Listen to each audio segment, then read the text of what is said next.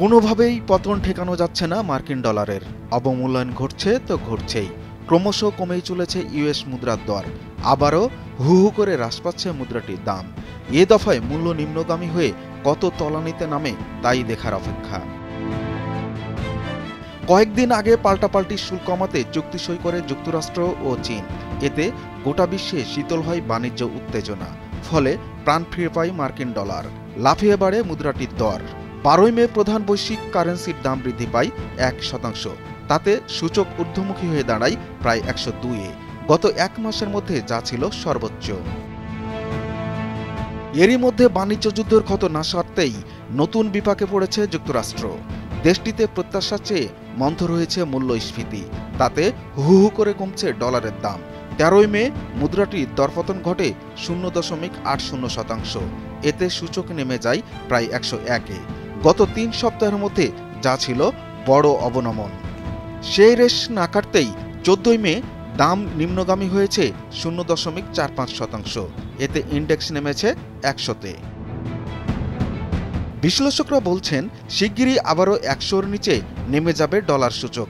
গত 2 এপ্রিল চীন সহ শতাধিক দেশের উপর বাড়তি শুল্ক আরোপ করেন ডোনাল্ড ট্রাম্প। তাতে দফায় দফায় কমে মুদ্রাটির দাম। 21 এপ্রিল সূচক নেমে যায় প্রায় 98-এ। গত 3 বছরের মধ্যে যা ছিল সর্বনিম্ন। সব মিলিয়ে 2 এপ্রিল থেকে 14 মে পর্যন্ত বড় দরপতন ঘটেছে মুদ্রাটির, যে হার অন্তত 3%। বার্তা সংস্থা রয়টার্স জানিয়েছে বিদায়ী এপ্রিলে মার্কিন মূল্যকে ভোক্তা মূল্য সূচক বেড়েছে 0.2%। প্রত্যাশার চেয়ে যা কম। গত মাসে তা হওয়ার আভাস ছিল 0.3%। এর আগে মার্চে মূল্যস্ফীতি নিম্নমুখী হয় 0.1%।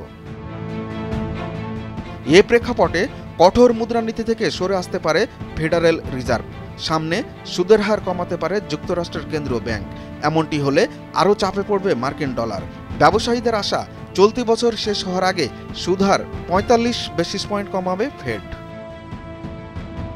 পরিপ্রেক্ষিতে ডলারের বিপরীতে বেড়েছে প্রধান 6 মুদ্রার দাম। 14 মে ইউরোর দর বৃদ্ধি পেয়েছে 0.5%। ইউরোপিয়ান ইউনিয়নের মূল মুদ্রাটির মূল্য স্থির হয়েছে $1.1240। পাউন্ডের দাম ঊর্ধ্বমুখী হয়েছে 0.34%। ব্রিটিশ মুদ্রাটির দর নিষ্পত্তি হয়েছে $1.2249। জাপানের ইয়েনের বিরুদ্ধে ডলারের মূল্যমান কমেছে 0.77%। প্রতি মার্কিন মুদ্রা বিক্রি হচ্ছে 146.33 ইয়েনে। দুরুল হক, ভোরের কাগজ।